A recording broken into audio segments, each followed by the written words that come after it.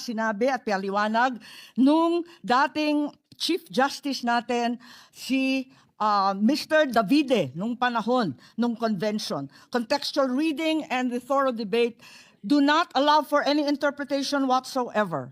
And we should abide by that.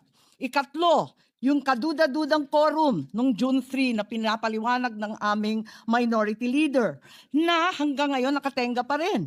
Kung tutuusin, nung sinasabing na amyenda, yung Supreme Court petition ay pending pa, kaya hindi karapat-dapat na yon ang sundan.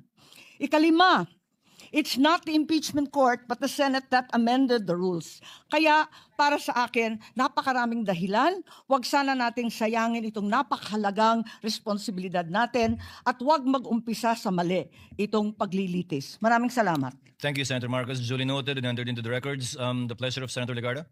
Senator Judge Legarda, rather.